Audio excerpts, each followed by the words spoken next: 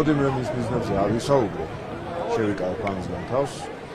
პატიმრობაში კომპლიკაცია და მე ვფიქრობ, რომ ჩემი სიტუაციიდან თლად სწორი არ იქნება რაღაც შეტევაზე ჩემთან გადასვლა. თუმცა ერთი შემიძლია გითხრათ. აბსოლუტური გულწრფელობით. როდესაც პირადად მე და ხელისუფლების სხვა წარმომადგენლები ესე კომპრომისով დავუპირისპირდით კორუფციას, ამისთვისაც მზად ვართ, რომ მსგავსი ბრალდებები შეიძლება უარესიც იყო, არის და იქნება. თუ ამისთვის მზად არ ხარ ხელისუფლების წარმომადგენელი, მაშინ ვერც კორუფციას გამოუცხადებ ბრძოლას, ვერც საქმეს გააკეთებ და ვერც რაღაც სწრაფ მენეჯმენტს უზრუნველყოფ თავის მხრივ. მინდა შემთხვევითაც ვისარგებლო და ასევე ვილაპარაკო წინა წლებიდან გადმოსულ პრობლემებზე, რაც კორუფციული დამნაშაული შედეგი იყო და დღეს სამწუხარო მემკვიდრეობად გვაქვს, რამდენ რეგიონშიც არ ჩავედი, ყველგან დახვდა რამდენიმე პროექტი, ზოგან ხიდი, ზოგან გზა, ზოგან წყალი, ზოგან გაზიფიცირების საკითხებთან დაკავშირებული, რომელიც რამდენიმე ცალკეული კონტრაქტორის გამო დღემდე დაუსრულებელია, უხარისხოთ არის და მინდა გავაფრთხილო ყველა აბსოლუტურად.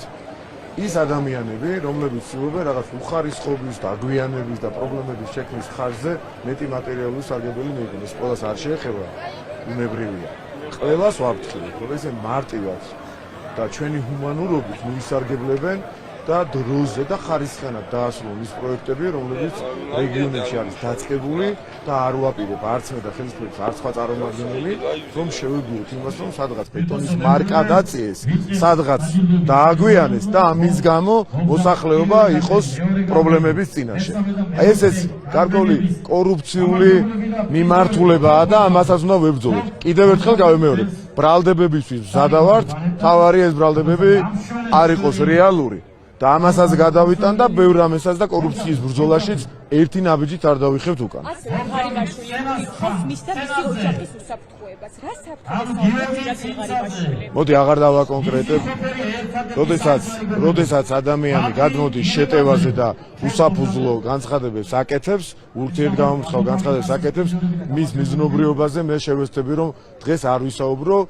გარდა იმისა, რაც უკვე ვთქვი, мотиваცია ის არის, რომ არ სერიოზულადაც არ შეიძლება ასეთ საკითხებზე ჩვენ ვილაპარაკოთ, რამდენი შეტევაც განხორციელება ჩვენზე კორუფციასთან ბრძოლის გამო. საბახუცია მესამე კარგი. გიორგი ცინცაძე. მოგინა ფოტოგრაფი. გადახა. რაიმდება ვაშკაცებო ხომძადი. და ასე შემდეგ. რო შეაფასეთ მოიხდიან თუ არა ბოდიშ. და ასევე მოგინა ფოტოგრაფი. არა, მათი მხრიდან არავინ ბოდიშის მომხდელი არ არის. მაგრამ საზოგადოებამ უნდა იცოდეს, რომ მათ ყველას ბოდიში აქვს მოსახდელი, იმიტომ რომ ჩვენ ძალიან ხშირად და წლების განმავლობაში, ბოლო წლების განმავლობაში განსაკუთრებით რაც ეს ბულინგი საზოგადოებაზე ფსიქოლოგიური წნეხი გაძლიერდა, ვნახეთ არაერთი შემთხვევა, როდესაც მოწყვლადი ადამიანების ასე თქვა, ზოგ შემთხვევაში კეთილსინდისიერებით, ზოგ შემთხვევაში ადვილად მიმღებლობით ასეთი სრულ ლეგენდების ისარგებლეს დიპსტეიტის თუ სხვა მიმართულების აგენტებმა და ადამიანები შეცდომაში შეიყვანეს. აქ არის მთავარი ერთი რამ. ჩვენ სახეზე გვყავს ათეულობით ცხვრის სულში გახვეული, გელს ვერ უწოდებ, ტურა ალბათ, რომელთა მწყემსები არიან უცხოელები და არა ქართველები. შესაბამისად, ეს უნდა გავარჩიოთ. თუ კი ამას გავარჩევთ, უკვე ჩვენი ქვეყნის დამოუკიდებლობა, სუვერენიტეტიც და რეალობის აღქმაც მეტად უზრუნველყოფილი იქნება. სოციალურ ქსელში ახლობაზე წერს, რომ ხელი უნდა შეუწყოთო საწვავი აქტიონ აფხაზეთის მიერ. ასე ჯობია მე უბრალოდ დავჯერდა ჩვენ ავტოტერმინალებს. მესამე ადგილი. უკრაინელი ჩიტები რომ მოფინდებიან ამას უყუროთ და თან შევძახოთო ღიმილით და ჩქარიტაში და რა კომენტარიც გააკეთოთ. ამაზე რა კომენტარი უნდა გააკეთო? ამაზე შეიძლება ერთადერთის თქმა, ისინი რაზეც ოცნებობენ, ბომბების წვიმაზე საუბრობდნენ, წამოწდებოდათ ხოლმე, იგივეს ახლა ალაპარაკებენ ყველაზე მათ შორის ჭყალებში გამბედავს.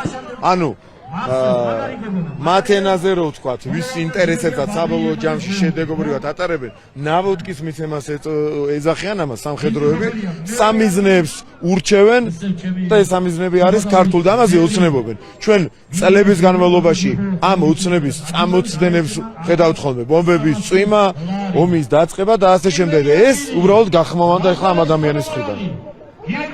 დიდი მადლობა.